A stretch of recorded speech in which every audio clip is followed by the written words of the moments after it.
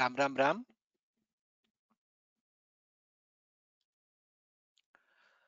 गुरुरेव गतिः गुरुमेव भजे गुरुणैव सहास्मि नमो गुरवे। न गुरोः परमं शिशुरस्मि गुरोर्मतिरस्ति गुरौ मम पाहि गुरो। गुरुरेव गतिः गुरुमेव भजे गुरुणैव सहास्मि नमो गुरवे। न गुरोः परमं शिशुरस्मि गुरोर्मतिरस्ति गुरौ मम पाहि गुरो। गुरुरेव गतिः गुरुमेव भजे गुरुणैव सहास्मि नमो गुरवे। न गुरोः परमं शिशुरस्मि गुरोर्मतिरस्ति गुरौ मम पाहि गुरो। श्रीशैलेशदयापात्रं धीभक्त्यादिगुणार्णवं यतीन्द्रप्रवणं वन्दे रम्यजामातरं मुनिं। लक्ष्मीनाथसमारम्भां नाथयामुनमध्यमाम् अस्मदाचार्यपर्यन्तां वन्दे गुरुपरम्परां। वक्रतुण्डमहाकाय कोटिसूर्यसमप्रभ अविघ्नं कुरु मे देव सर्वकार्येषु सर्वदा। शारदा शारदाम्बोजवदना वदनाम्बुजे सर्वदा सर्वदास्माकं सन्निधिं सन्निधिं क्रियात्। हयग्रीव हयग्रीव हयग्रीवेति यो वदेत् तस्य निस्सरते वाणी जह्नुकन्या प्रवाहवत्। विना वेङ्कटेशं ननाथो ननाथः सदा वेङ्कटेशं स्मरामि स्मरामि। हरे वेङ्कटेश प्रसीद प्रसीद प्रियं वेङ्कटेश प्रयच्छ प्रयच्छ। असाध्य साधक स्वामिन् असाध्यं तव किं वद। रामदूतदया सिन्धो मत्कार्यं साधय प्रभो। वसुदेवसुतं देवं कंसचाणूरमर्दनं देवकी परमानन्दं कृष्णं वन्दे जगद्गुरुम्। Ram Ram Ram. Swagatam, welcome to all of you. My sincere salutations to all the elderly scholars who are in this journey with us of learning Vishnu Sahasranama, learning to chant Vishnu Sahasranama Stotram. Thank you, Dhanyavadaha for all of you for joining today's class. As written here, today will be a practice class. So today we'll spend uh, initially, I will request the panel members to chant the Dhyana shlokas. Then afterwards, we will try to cover as many shlokas as possible in the Vishnu Sahasranama of the 108 shlokas. We'll try to cover as many as possible. In between, there are few announcements which I will also make. So my request is, maybe what you can do is, all of you can unmute and sit. You need not have to raise your hand, because I will start calling everyone's name just by the time going by the list that I have here. So all of you can unmute. I will keep calling. Everyone can chant. We will see how many we can cover today, and we will see if we can get some time either next week or week after that. We will try to get some chance. So if all of you can unmute, so that it will help in terms of saving some time, so that we can do more, we can chant more shlokas. So that is the request.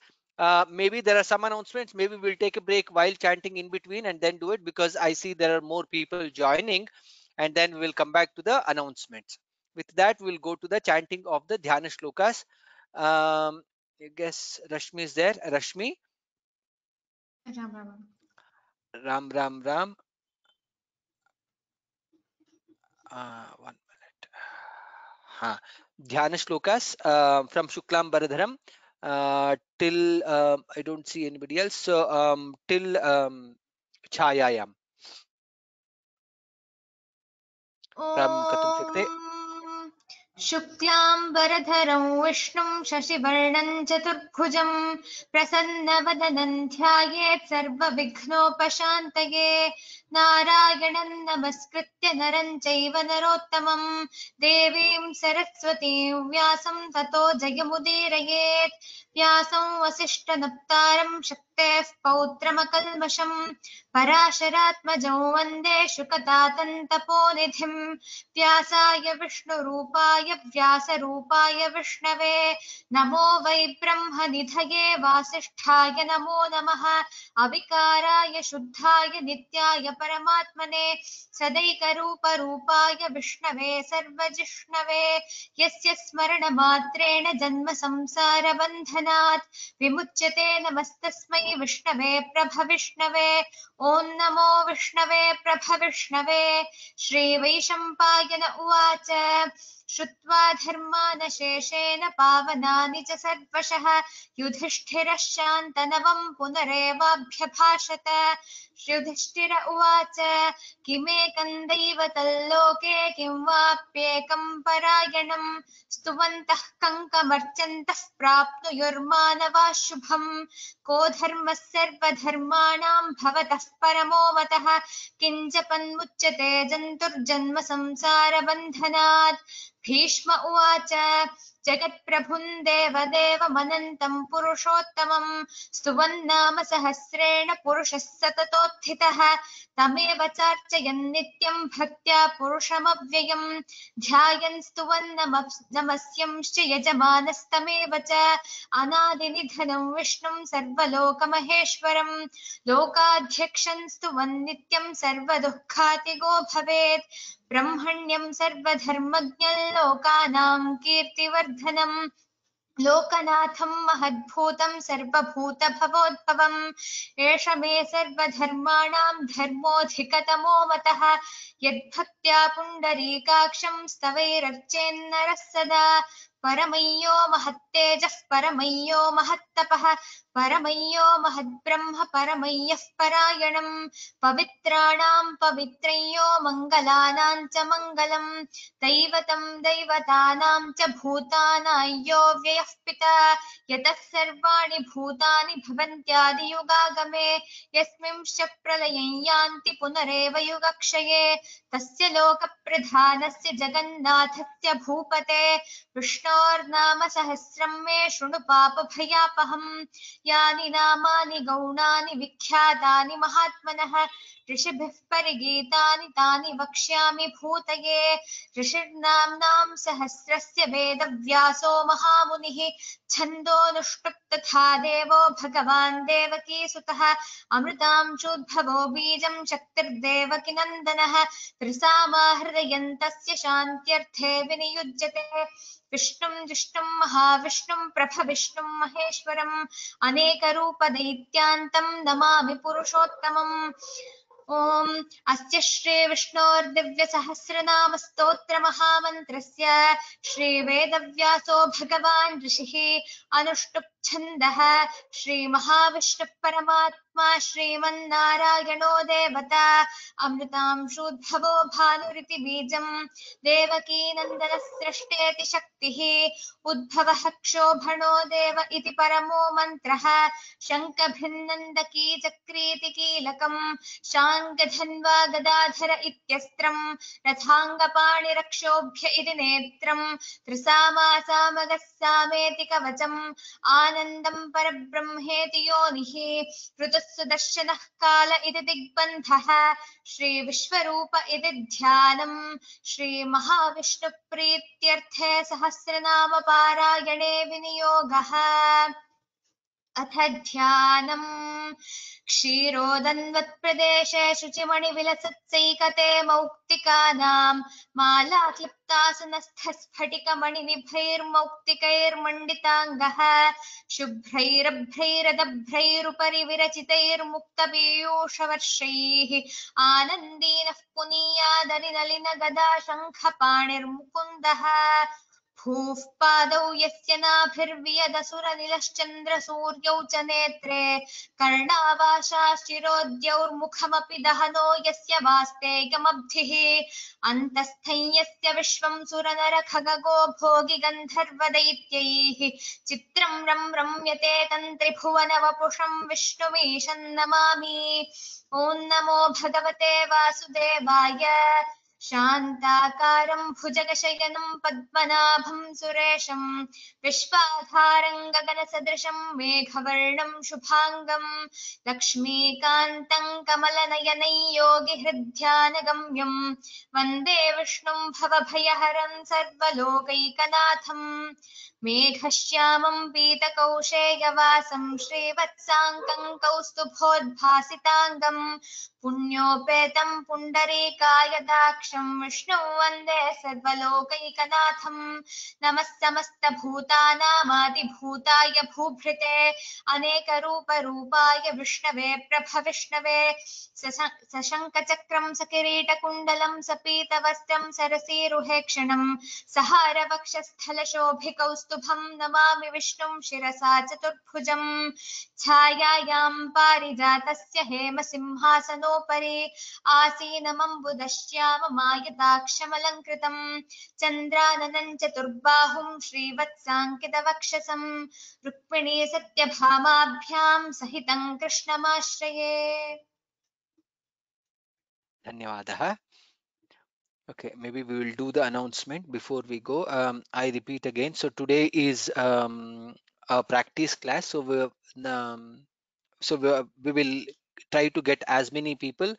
I guess we have about 90 plus people, and we have about 108 slokas. So um, assuming that we all of us will have time, all of us should ideally get chance to chant at least one shloka today. So with that in mind, maybe, oh, I was thinking to all mute, but maybe you can also, there could be some people who will not be able to chant for network issue, etc. So please go ahead and raise hands also, all of you uh, um, who wants to chant. Please go ahead and raise hands. Uh, and again, today request is all of you should raise hand. Only if you are not able to chant because of network or some issue, or let's say speaker is not working in your system, something like that. Otherwise, then don't. But otherwise, request is all of you raise hand. We will try to give chance to as many people as possible today in the class. Okay, with that we will go to the some announcements. So as all of you know, we are coming to closer and closer to the syllabus that we had fixed for ourselves of Vishnu Sahasranama. So we completed the Dhyana Shlokas, we completed the 108 Vishnu Sahasranama, and also we also completed the Phalashruti Shlokas. And there we are in the journey of learning the additional concluding shlokas. That is what we are learning. We have learned 6, maybe there are 6 more that we will learn. So in the next class, that is the today is 29th, so next class will be the 5th November. That will be the day when we will learn the remaining shlokas. That's what we will do, of the 6 shlokas that we will learn. And after that we'll also try to receive some blessings from scholars who have been learning Bhagavan Nama for years and years. We will try to get some blessings from them. So it is always good that when you learn something, take the blessings of the scholars, of the jnanis. That will also improve the phala siddhi of whatever we have learned. So we'll try to get some blessings from the scholars. That is one will happen. There will also be some closing remarks of the class in terms of some announcements, etc. So that is what will happen.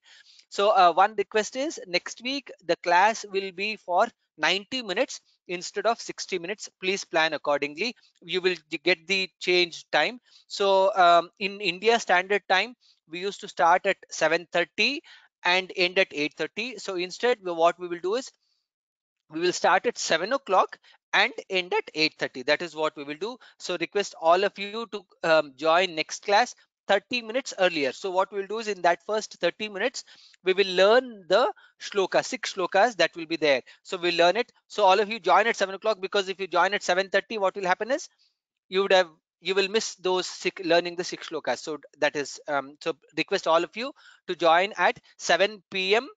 Indian Standard Time. So people who are outside India, do the calculation accordingly and join 30 minutes earlier. Now, next thing is, many of you have registered for the Samarpanam, or the test, or the whatever we want to call it as Samarpanam, either by memorization or for reading. or many of you have registered. So we will have those Samarpanam on 12th and 19th, which is again falling on Thursdays, right? So we will have it during the same time of the class, which is 7:30 to 8:30 Indian Standard Time. Or if it is required to extend, we will announce that later. But day 12th and 19th will be the Samarpanam day 1 and day 2. You will get more details about this in an email. So all of you will get an email. Whoever has registered for the Samarpanam, all of you will get an email giving more details about it. So you can join at that point of time and then you can leave. So that is how we will try to manage for 12th and 19th. So that is how. And after 19th, what will happen? Maybe you will hear that in the closing remarks, or which will be next week. So that is the plan for next 3 weeks class, right? Hope that is clear. So with that, we will go to the practice session of all. As always, what we will do is I will open here only the, oh, maybe I can open this too. Shlokas in which you used to practice, and from there you can chant. Or if you want to open your own book in your own script, that you can do also. I will start from here. Okay. Hope all of you have raised hands.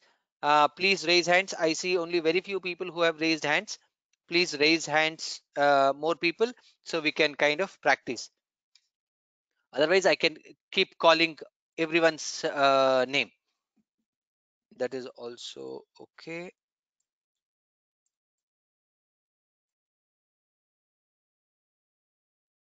Okay, good. Excellent. There are a lot of people. Okay, so that we can start. Okay.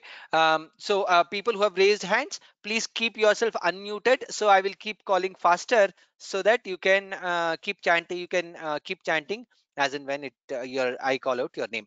To start with, Uma K. अस्तु जी नमस्ते। Namaste. Vishwam Vishnu. First sloka. विश्वं विष्णुर्वषट्कारः भूतभव्यभवत् प्रभुः भूतकृत् भूतभावः भूतात्मा भूतभावनः। Uttamam, Uttamam. So maybe I will make a change here. I will go to this one so that you can chant it as Vishwam Vishnu Vashatkaro Bhutavibhutruho. Uttamam. Dhanyavadaha. We'll go to the next one. Rudresha. Putatma. Ram, sir. Ram. In the interest of the time, you need not have to say Namaskaram Ram for today. Please continue with the shloka which is there, right? Dhanyavadaha. Okay. Putatma परमात्मा च मुक्तानां परमागतिः अव्ययः पुरुषः साक्षी क्षेत्रज्ञोऽक्षर एव च। Uttamam. Mahesh Kumar. After chanting the shloka, please mute yourself. I will not be muting yourself. Please mute yourself. Mahesh Kumar VK. Yogo Yoga Vidam. Ram. Yogo Yoga Vidaneta Pradhanam Purusheshwaraha Narasimhava Pushriman Keshava Purushottamaha. Uttamam. Atyuttamam. Only thing is, also note on the, yes, he can sing also. Only thing is, you have to note on the Mahaprana Akshara also. Ensure that you pronounce clearly. Yes, your brother next. Sarva Sharvaha. सर्वशर्वशिवस्तानुर्भूतादिर्निधिरव्ययः सम्भवो भावनो भर्ता प्रभवः प्रभुरीश्वरः। Uttamam. Same point for you also. In the second line, the Mahaprana letters came correctly, but in the first line, it was you missed in one or two places. Please ensure that you chant the Mahaprana aksharas correctly. Next is Srini Raman Swayambhuhu. You are self-muted. Request all of you to unmute yourself and keep it. So when I click on unmute, you can chant Swayambhuhu. Swayambhuhu Shambhuraditya Swayambhuhu Shambhuraditya पुष्कर अक्षो महाश्वनः अनादिनिधनोदाता विधाता धातुरुत्तमः. Uttamam, Uttamam. Same point. Ensure you chant the Mahaprana Aksharas with the stress. Dhata, Vidhata, Dhaturuttamaha, like that. Otherwise, it was perfect. Next is yes, Bhavani, Aprameyo. अप्रमेयो Hrishikesh पद्मनाभो मरप्रभुः Vishwakarma स्तविष्टस्तविरो ध्रुवः. Uttamam. Dhanyavadah. Next is Chitra Tyagarajan. Agrahyah. अग्राह्य शाश्वत कृष्णो लोहिताक्ष प्रदर्दनः प्रभूतस्त्रिकगुब्धाम पवित्रं मङ्गलं परम्. Uttamam. I can see a drastic improvement in from day one that you were chanting to till date. Uttamam, Atyuttamam. Dhanyavadah. Priya Krishnan, Ishanah.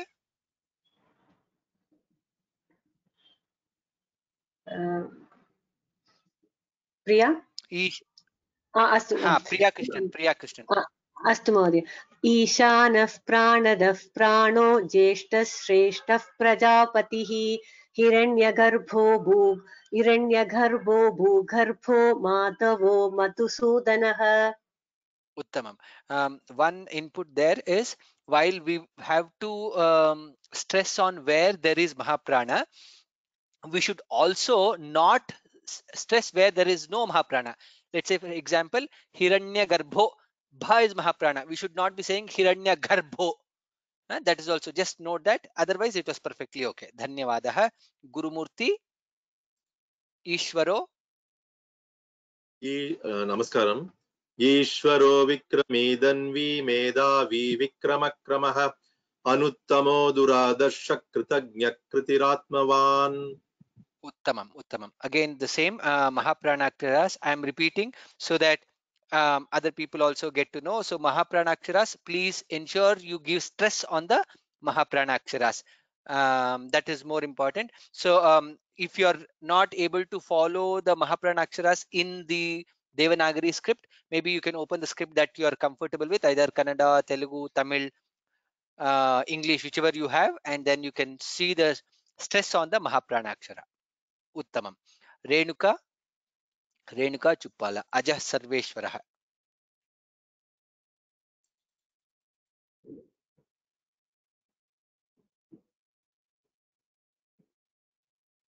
Not able to hear you.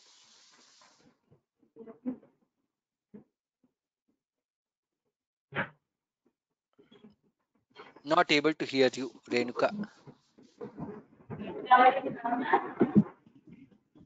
Ajah Sarveshwarah.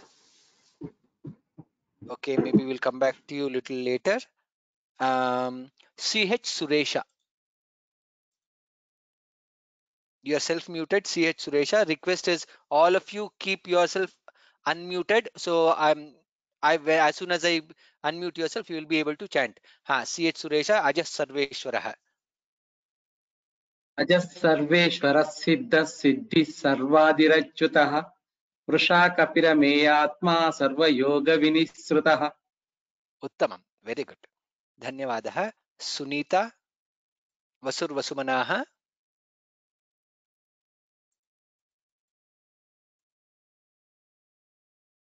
Sunita. वसुर्वसुमना सत्यः समात्मा सम्मितः समः अमोघः पुण्डरीकाक्षो वृषकर्मा वृषाकृतिः. Uttamam. Dhanyavadah. Suvarna Sudagoni. Rudro Bahushira. रुद्रो बहुशिरा बभ्रुर्विश्वयोनिःशुचिश्रवाः अमृतः शाश्वतस्थाणुर्वरारोहो महातपाः. Atyutamam. Perfect. I could hear the Mahaprana very clearly. Harini, yes. Sarvagaha. सर्वगः सर्वविद्भानुर्विश्वक्सेनो जनार्दनः वेदो वेदविदव्यङ्गो वेदाङ्गो वेदविकविः. Uttamam. Dhanyavadah. Krishna Narayan, Lokadhyakshah. लोकाध्यक्षः सुराध्यक्षो धर्माध्यक्षकृताकृतः चतुरात्मा चतुर्व्यूहश्चतुर्दंष्ट्रचतुर्भुजः उत्तमम् अत्युत्तमम्. I could hear all the Mahapranas. Narasimhapi Bhrajiஷ்णुர் राजिष्णुर्भोजनं भोक्ता सहिष्णुर्जगदाजिजः अनघो विजयो जेता विश्वयोनिः पुनर्वसुः उत्तमम् उत्तमम्. As and when I'm hearing more and more people chanting more correctly, I'm feeling more happy. Uttamam. Bhushita Balaji, Upendro Vamanah. उपेन्द्रो वामनप्रांशुः अमोघः सुचिरोज्जितः अतीन्द्रः सर्गः सर्गः धृतात्मानियमो यमः Uttamam, Uttamam, Dhanyavadaha. Only one small input is we should be able to clearly differentiate between Sa and Sha. This is Shuchirurjitaha, Pramshuramogaha, Shuchirurjitaha, not Suchi. It is not Su, it is Shu. So just that's the only one input. Otherwise, it was perfectly okay. Good. Swaminathan Ramachandran, Vedyo Vaidyaha. वेद्यो वैद्यः सदा योगी वीरः माधवो मधुः अतीन्द्रियो महामायो महोत्साहो महाबलः उत्तमम् उत्तमम् धन्यवादः महालक्ष्मी B5 महाबुद्धिः महाबुद्धिर् महावीर्यो महाशक्तिर्महाधृतक महाद्युतिः अनिर्देश्य वपु श्रीमान् नमेयात्मा महाधृतक. If you say Sriman, then it will become Ameyatma. Anirdeshya vapu Sriman Ameyatma. Otherwise, you can say Anirdeshya vapu Sriman Ameyatma Mahadidhrik. Okay, thank you. Okay, okay. Dhanyavadaha. Radha Ram Mohan Maheshwaso. Mute. Yes. Maheshwaso Mahibharta Srinivasas Satangatihi Aniruddha Suranando Govindo Govitampatihi. Uttamam. Dhanyavadaha. Lakshmi Ravi Kumar. Ram. Ha, you can continue. Marichirdamano. Marichirdamano Hamsa Suparno Bhujagottamah Hiranyanaಭः Sutapah Padmanabhः Prajapatihi. Uttamam, Uttamam, Atyuttamam. Deepa Sarat Amrityuhu. अमृत्युः सर्वदृक्सिंहः सन्धाता सन्धिमान् स्थिरः अजो दुर्मर्शनः शास्ता विशुद्धात्मा सुरारिः. Atyuttamam, perfect. Ambal, yes. Gurutamo.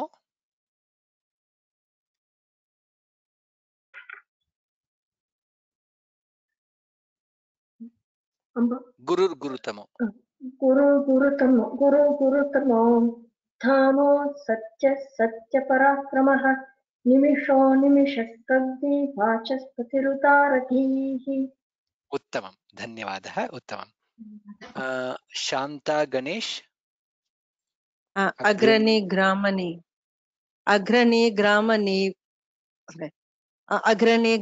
Shriman Nyayo Neta Samirana Sahasramurda Vishwatma Sahasraksha Sahasrapat. Uttamam.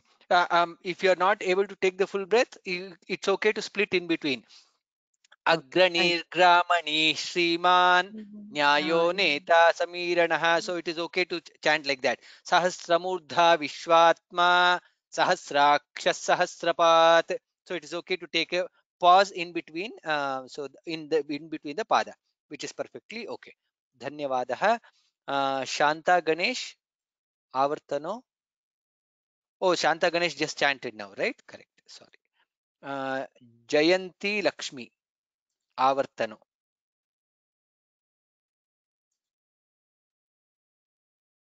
Kshamyatam.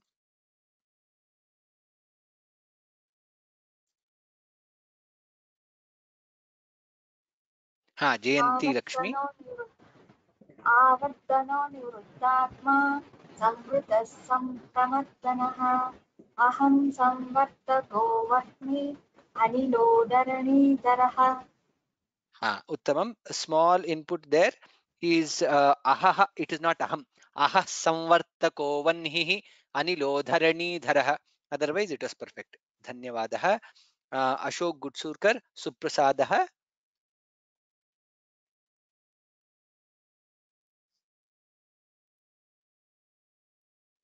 Ashok ji, Suprasadaha.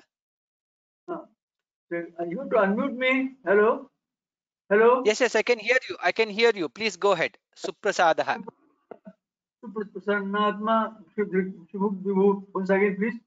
Suprasada Prasannatma Vishwadhrak Vishvabhuk Vibhu Satkada Sadgrita Sadhu Hindu Narayano Naraha Hindu Narayano Naraha. Uttamam. Dhanyavadaha. Vihan. Asankheyo. संख्येयो प्रमेयात्मा विशिष्टशिष्टपृच्छुचिः सिद्धार्थसिद्धसङ्कल्पः सिद्धिदः सिद्धिसाधनः Atyuttamam Vihan. Very good. Money FCA 13. Not sure what the name is. Rushahi. वृषाहि वृषभो विष्णुर्विश्व पर्वा वृषोधरः वर्धनो वर्धमानश्च विविक्तश्रुतिसागरः Uttamam. Dhanyavadaha. Here it is. Vishnur Vrushaparva. Vrushaparva Vrishodharha. Otherwise, everything was perfect. Dhanyavadaha. Shanta Ganesh Subhujo.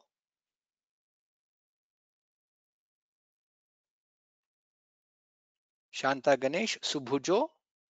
सुभुजो दुर्धरो वाग्मी महेन्द्रो वसुदो वसुः नैकरूपो बृहद्रूप शिपिविष्ट प्रकाशनः Uttamam. Same point in terms of the stress on the Mahaprana. Otherwise, it was perfectly okay. Rav US Ojas Tejo. Self-muted.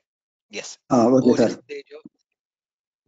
भोजस्तेजो द्युतिधर प्रकाशात्मा प्रतापनः वृद्धः स्पष्टाक्षरो मन्त्रः चन्द्रांशुर्भास्कराद्युतिः चन्द्रांशुर्भास्करद्युतिः उत्तमं सम्यक् अस्ति सम्यक् धन्यवादः उमाराणी पिङ्गली अमृतांशुद्भवो अमृतांशुद्भवो भानुः शशिबिम्बसुरेश्वरः औषधं जगतः सेतुः सत्यधर्मपराक्रमः उत्तमं उत्तमं धन्यवादः. So one thing you also would have noticed is when you tell the shloka slowly, we will be able to chant without any mistakes, and it will also be good to hear also. So it is good to kind of tell slowly and perfectly. That is uttamam. Sankar KS Bhuta Bhavya. Sankar KS, you are self-muted.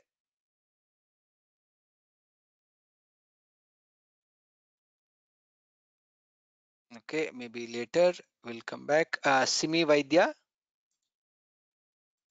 Bhuta Bhavya Bhavannatah. You're also self-muted. Request all of you to unmute yourself key and be ready so that Okay, we sir. can do faster. Bhuta Bhavya Bhavannatah. भूतभव्य भवन्नाथः पवनः पावनो नलः कामः कामकृत्कान्तः कामः कामप्रदः प्रभु Uttamam, Uttamam. I could hear all the letters very clearly. Dhanyavadaha. Yadugiri K. Yugadikrit.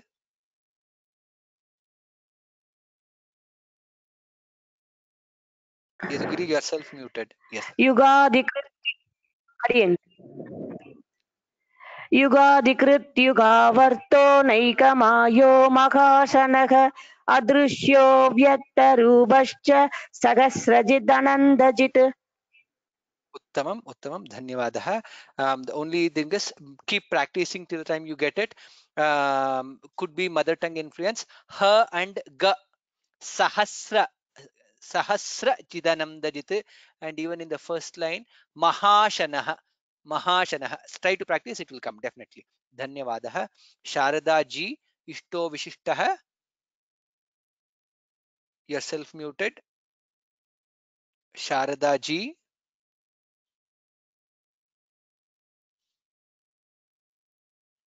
श्रूयते वा? Yes. श्रूयते श्रूयते. So please keep श्रूयते yourself वा? unmuted, all of you, and be ready. इष्टो Ishto विशिष्ट vishishtah. इष्टो विशिष्टशिष्टेष्टः शिखण्डी नहुषो वृषः क्रोधः क्रोधकृत्कर्ता विश्वबाहुर्महीधरः. Uttamam, uttamam. Dhanyavadah. Next is Sita Shankar, Achyutah,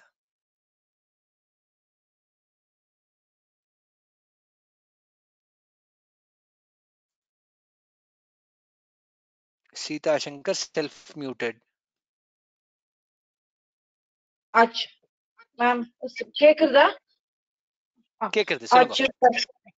अच्युतः प्रतितः प्राणः प्राणदोपासवानुजः अपानिधिरधिष्ठान प्रमथः प्रतीत्.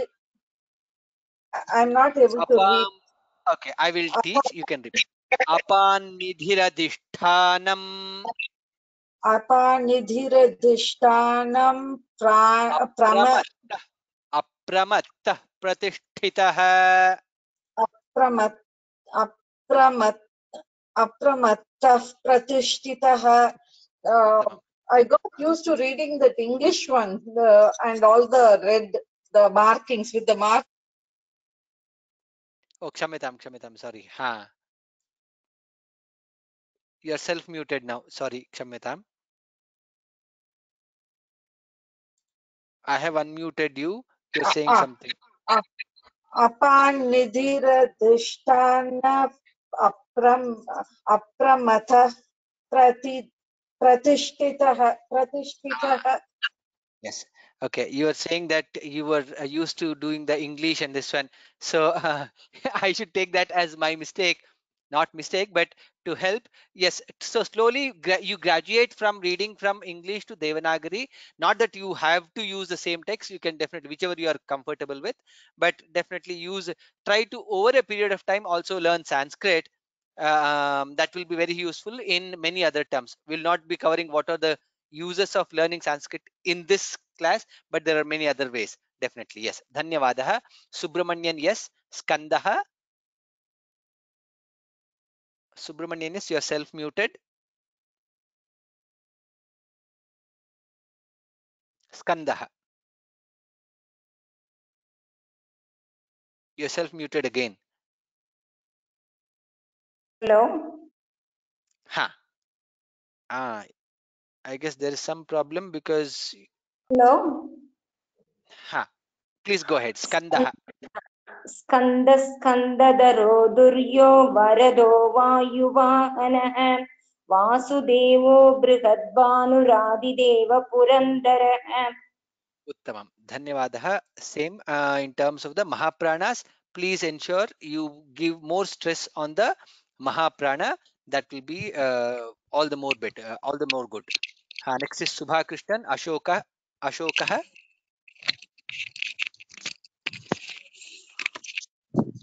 अशोकस्तारनस्तारशूरशौर्यजनेश्वरः हनुकूलशतावर्तो शतावर्तः पत्नी पद्मविभीषणः पद्मविभीषणः. Okay. Uttamam. Keep practicing. That will be good. Ansun. Padmanabho.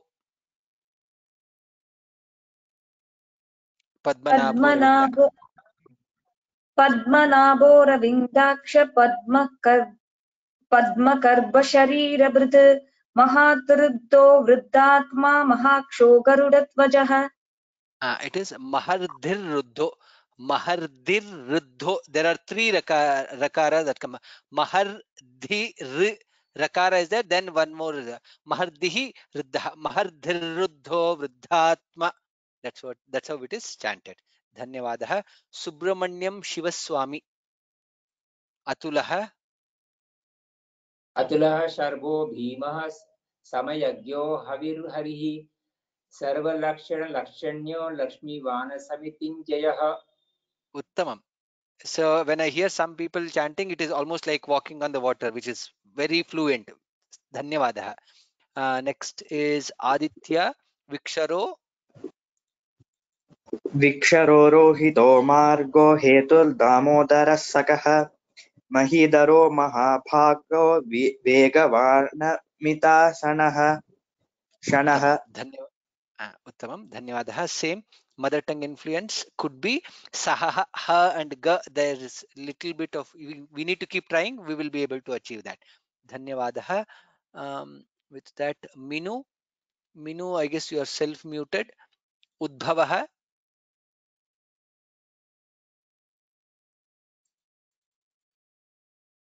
Minu, I guess you are self-muted.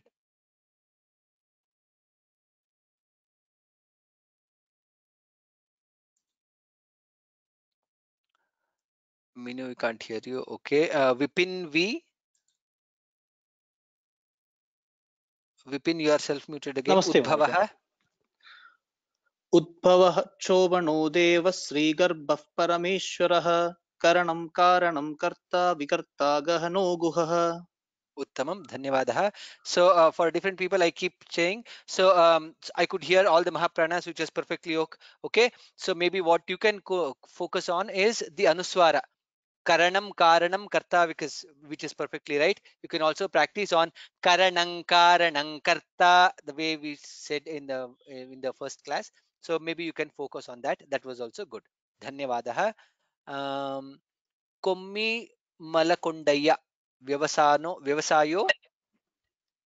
व्यवसायो व्यवस्थानः संस्थानस्थानदो ध्रुवः परद्दिः परमस्पष्टस्तुष्टः पुष्टः सुभेक्षणः. Uttamam, Atyuttamam, perfect. Dhanyavadah. Rameshwari Kale, Ramo Viramo. रामो विरामो विरजो मार्गो नेयो नयो नयः वीरशक्तिमतां श्रेष्ठो धर्मो धर्मविदुत्तमः. Atyuttamam, Uttamam. Sarayu Kannan, Vaikuntha. वैकुण्ठः पुरुषः प्राणः प्राणदः प्रणवः पृथुः हिरण्यगर्भः शत्रुघ्नो व्याप्तो वायुर्धोक्षजः. Atyuttamam, perfect. Shantala Rutu Sudarshanaha. Shantala, yourself muted. Can you hear me now, please? Yes, Rutu Sudarshanaha. ऋतुः सुदर्शनः कालः परमेष्ठी परिग्रहः उग्रः संवत्सरो दक्षो विश्रामो विश्वदक्षिणः. Uttamam.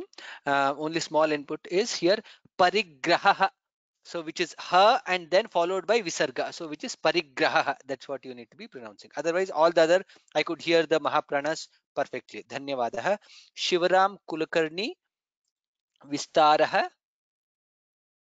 हरि ओम श्रूयते वा हरि ओम Please go ahead. Please go ahead. I'm not responding intentionally for Hari Om and Ram Ram Ram so that we can kind of continue. Go ahead. Vistaraha. विस्तारस्तावरस्थाणुः प्रमाणं बीजमव्ययम् अर्थो नर्थो महाकोशः महाभोगो महाधनः. Uttamam. Only one place you missed the Mahaprana. Sthavarasthanu. Sthav you missed. Otherwise it was perfect. All other places Mahaprana and all other letters was perfect. Dhanyavadah. Padma Narayan. Anirvinnaha. अनिर्विण्णस्तविष्टो भूर्धर्मो धर्मयूपो महामखः नक्षत्रनेमिर्नक्षत्री क्षमः क्षामः समीहनः. Uttamam. Uttamam. Dhanyavadah. Leena Desh. Yajna Ijjo. Oh, Leena looks like she lost connection. Oh no, you're there. यज्ञ इज्जो महेजश्च क्रतुः सत्रं गत्सतां गतिः सर्वदर्शी विमुक्तात्मा सर्वज्ञो ज्ञानमुत्तमम्. Uttamam. Perfect. Dhanyavadah. Koduru Sirisha. Suvratah. सुव्रत सुमुख सूक्ष्म सुघोष सुखद सुकृत मनोहरो चित्तक्रोधो वीरबाहुर्विदारणः. Uttamam. Dhanyavadah. Only one place I guess you missed the visarga. Suvrata sumukha sukshmaha sughosha sukada srit. So we should be telling the visarga in all the places. It was perfectly okay. Otherwise, dhanyavadah. Brinda Shekhar swapanaha. स्वाभन स्वभ सोव्याभि नैकात्मा नैककर्मकृत् वत्सरो वत्सलो वत्सी रत्नगर्भोश्वरः. Uttamam. Dhanyavadah. It was perfect. Dhanyavadah. R. Suryan. Dharmagub. R. Suryan, you are self-muted. Dharmakub dharmakrit dharmi sadacharamaksharam avignata sakasramshur vidhatha kritalakshanaha. Uttamam. If you say Sahasramshur, then you should not give a gap in between, which is Avignata Sahasramshur Vidhata Kritalakshanaha. Otherwise, if you want to split, Avignata Sahasramshuhu Vidhata Kritalakshanaha. That's how it is chanted. Dhanyavadah. Otherwise, it was perfect. All other things were, I could hear the Mahaprana also perfectly. Dhanyavadah. VN Meena Gabhastinemihi. गभस्तिनेमिः सत्त्वस्थः सिंहो भूतमहेश्वरः आदिदेवो महादेवो देवेशो देवभृद्गुरुः. Uttamam. Dhanyavadah. Uttamam. Revati Biji Uttaro.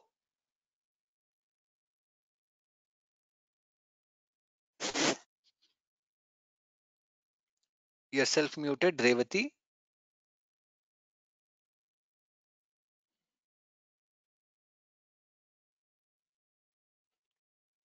Revati, you're self-muted. We can't hear you.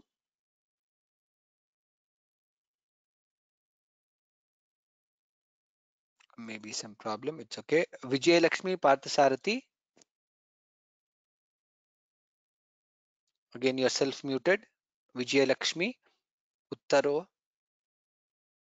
उत्तरो गोपतिर्गोप्ता ज्ञानगम्यः पुरातनः शरीरभूतभृद्भोक्ता कपीन्द्रो भूरि दक्षिणः. Uttamam. Atyuttamam. Dhanyavadah. Uma Rani Pingali. Did I call this name already? I don't know. Not sure. Okay, no problem. Soma Pomrutapaha. I'm calling now. I'm also calling the names of people who have not raised hand Yes, also. Please yes. be ready. You called me already, but just Okay, no problem. You can tell one more shloka. Soma Pomrutapaha.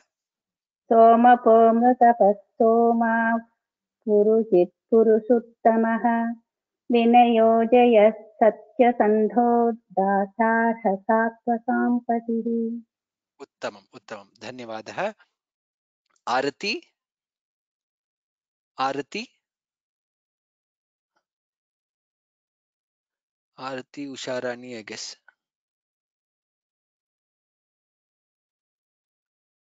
Self-muted. You're self-muted. Soma Pomrutapaha.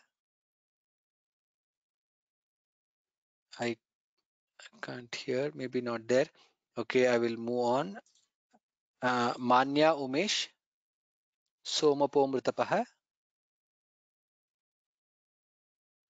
Manya Umesh. Not sure if you're ready. I want more people to raise hands.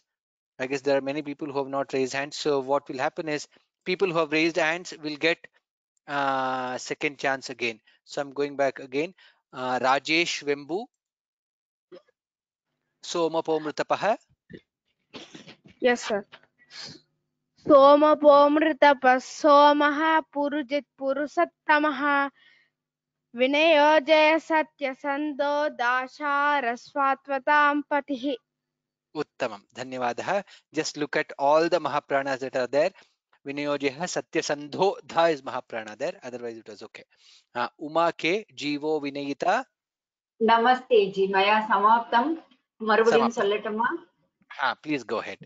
Jivo मम Vinayita. वाक्यं जीवो विनयिता साक्षी मुकुन्दो निजविक्रमः अम्भो निधिरनन्दात्मा महोदधिशयोऽन्तकः। उत्तमम् उत्तमम् धन्यवादः. I guess number of people have reduced raising hands, so there could be more people who could be getting second chance. Mahesh Kumar VK, Ajo Maharha, Ajo Maharha, Mahesh Kumar VK.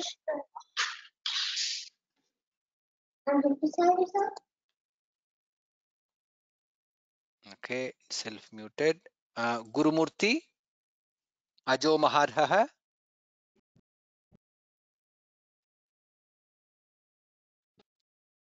Gurumurthy. नमस्कारम् अजो भाव्योजिता मित्र प्रमोदनः आनंदो नंदनो नंदः सत्यधर्मा त्रिविक्रमः. Uttamam. Dhanyavadah. Just focus on the Mahapranas. CH Suresha Maharshihi. महर्षि कपिलाचार्य कृतज्ञो मेदिनीपतिः त्रिपदस्त्रिदशाध्यक्षो महाशृंग कृतान्तकृत्. उत्तमम. धन्यवादः. कृष्णा नारायण महावराहो. महावराहो गोविन्दः सुषेण कनकाङ्गदी गुह्यो गभीरो गहनो गुप्तचक्रगदाधरः. उत्तमम. धन्यवादः. Narasimha P. I know that many names are repeating now, and that is because yeah, which is good, no problem. Vedhaha. वेधाश्वाङ्गो जितः कृष्णो दृढः सङ्कर्षणोच्युतः वरुणो वारुणो वृक्षः पुष्कराक्षो महामनाः. अत्युत्तमम् अत्युत्तमम्. धन्यवादः. स्वामीनाथन रामचंद्रन भगवान बगहानंदी. भगवान बगहानंदी वनमाली हलायुधः आदित्यो ज्योतिरादित्य सहिष्णुर्गतिसत्तमः. उत्तमम् उत्तमम्. Radha Ram Mohan Sudhanva. Namaste, sir. Have you called me? Sudhanva. Radha Ram Mohan. Yes, please go ahead. Yes, sir. Sudhanva khanda parashur daruno dravina pradah divasprut sarva dhrupyaso vachaspatirayo nijah. उत्तमं. धन्यवादः. रत्नश्री त्रिसामा. त्रिसामा सामगः साम निर्वाणं भेषजं भिषक सन्न्यासकृच्च मशान्तो निष्ठा शान्तिः परायणम्. उत्तमं. धन्यवादः. Only in one place you missed the Mahaprana Nishtha. Otherwise it was perfectly okay. Ambal, yes. Shubhangah.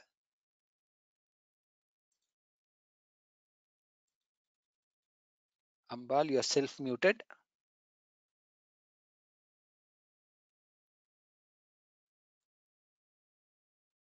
Ambal, you are self-muted. It's showing some error. Maybe you can't at this point of time. We'll see if we can come back to you later. Rajesh Vembu. Shubhangah.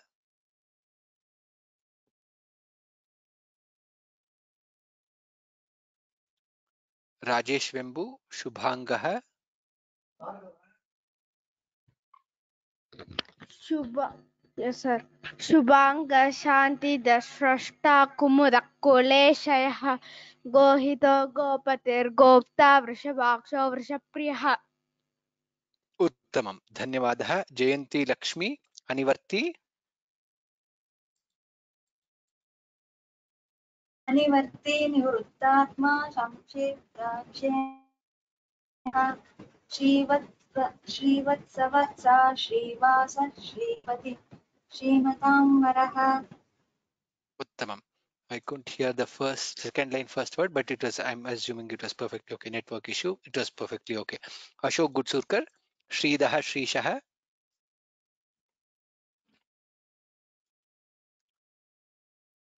Ashok ji. Shridah Shrishah.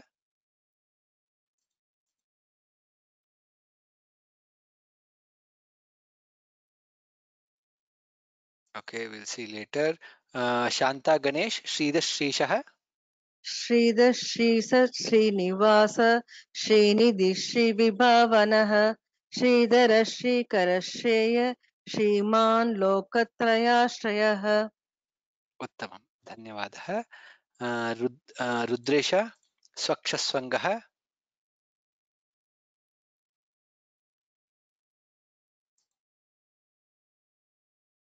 Rudresh स्वक्षस्वङ्गः।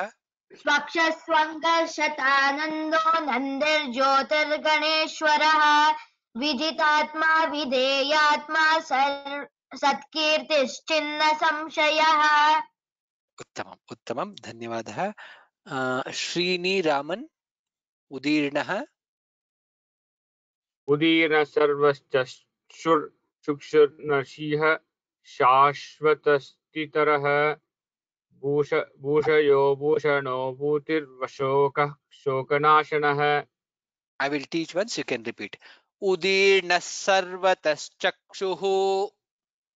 उदीर्ण सर्वतश्चक्षुः उदीर्ण सर्वतश्चक्षुः अनीशश्शाश्वतस्थिरः। अनीशश्शाश्वतस्थिरः। अनीशशाश्वतस्थिरः अनीशशाश्वतस्थिरः स्थिरः। भूषयो भूषणो भूतिः। भूषयो भूषणो भूतिः भूषयो भूषणो भूतिः विशोकशोकनाशनः। विशोकशोकनाशनः विशोकशोकनाशनः। उत्तमं, धन्यवादः। चित्रा त्यागराजन् अर्चिष्मानर्चितः। अर्चिष्मानच्चितः कुम्भो विशुद्धात्मा विशोधनः अनिरुद्धो प्रतिरथः प्रद्युम्नोमितविक्रमः। उत्तमं, धन्यवादः। प्रिया कृष्णन् कालनेमिनिः। कालनेमिनिः वीरः शूरजनेश्वरः त्रिलोकात्मा त्रिलोकेशः केशवः केशिः हरिः। उत्तमं, धन्यवादः। सुनीता कामदेवः।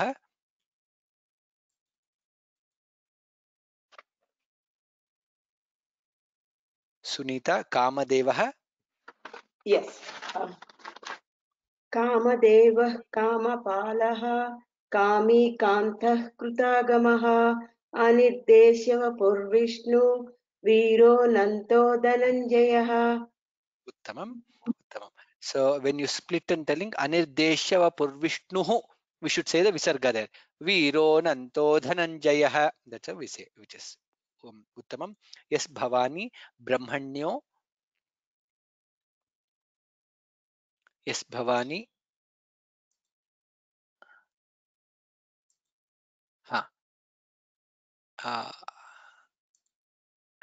ब्रह्मविवर्धनः ब्रह्मविद् ब्राह्मणो ब्रह्मी ब्रह्मज्ञो ब्राह्मणप्रियः. उत्तमं, धन्यवादः.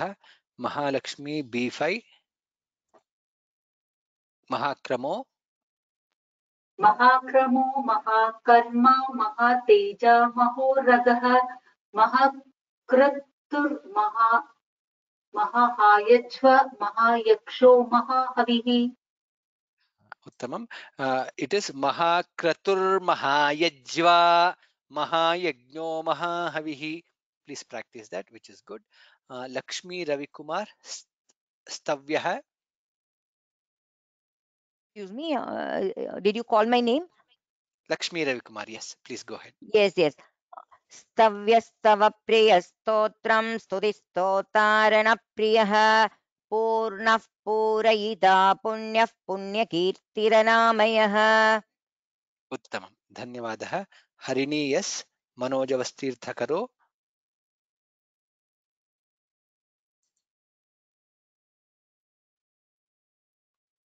Harini, I guess you're self-muted. मनोजवस्तीर्थकरो वसुरेता वसुप्रदः वसुप्रधो वासुदेवो वसुर्वसुमना हविः. Uttamam, dhanyavadah. I guess Vasuprado, it is Alpa Prana. There's no, it is not Vasupradho. I heard it as Vasupradho. Otherwise, it was perfectly okay. Neel, Sadgatihi, Satkritihi. Yes, sir. सद्गति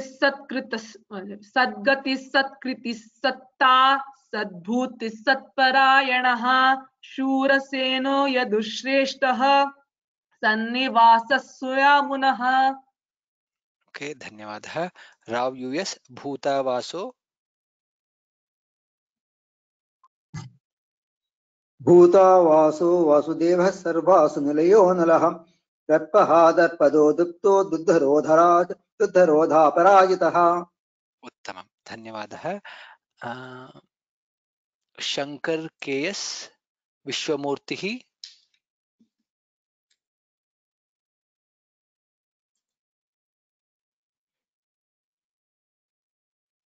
Shankar KS, you're self-muted.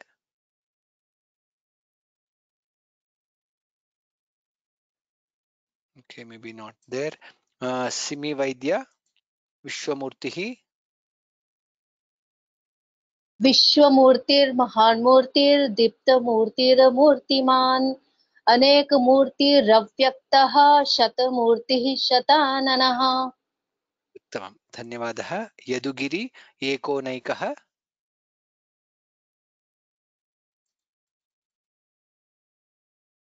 Yadugiri, you're self-muted.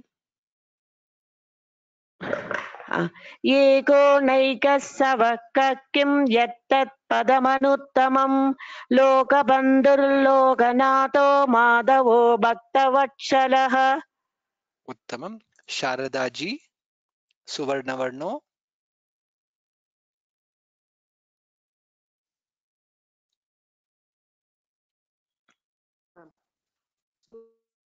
नो हेमांगो वरांगचंदनांगदी वीरः विषमशून्यो धृता शीरसलश्चलः। उत्तमं, धन्यवादः। Indumati SN अमानी। Yours. Ram Ram Ram Ram Ram. अमानी। राम अमानी मानदो मान्यो लोकस्वामी त्रिलोकधृत् सुमेधा मेधजो धन्यः सत्यमेधा धराधरः। So we will stop here. I know it is already time up. I would like to make the announcement which we made in the beginning of the class. Please listen carefully. Our next class will be, where is that? So in our next class, hope all of you can see my screen. It is 5th November. This will be we will be concluding. There are 6 more shlokas which are concluding shlokas. We will learn those new shlokas, and then we will have blessings by the scholars and closing remarks. Only our next class will be for 90 minutes. It will start at 7 p.m. Indian Standard Time. So instead of 7:30, we will start half an hour early at 7 o'clock, and so that we cover all the things. That we will have some announcements also. We will talk about it. And on 12th and 19th will be the Samarpanam day. Samarpanam day 1 on 12th and 19th, Samarpanam day 2. More details on how what will be there, how will it be done, etc. will be answered in the next class. Next class, I will announce what is the mode is going to be, how are we going to do it, etc. We will announce that in the in the next class. Dhanyavadah. As again, as always, please continue your prayer of chanting Vishnu Sahasranama every day. We have now heard also have many of us would have also experienced the importance of chanting Vishnu Sahasranama on a daily basis. Please continue chanting Vishnu Sahasranama on a daily basis. That itself will just by chanting Vishnu Sahasranama will remove all the obstacles that has come to the world today. Please continue your prayer. Lokaha samastaha sukino bhavantu. Ram Ram Ram.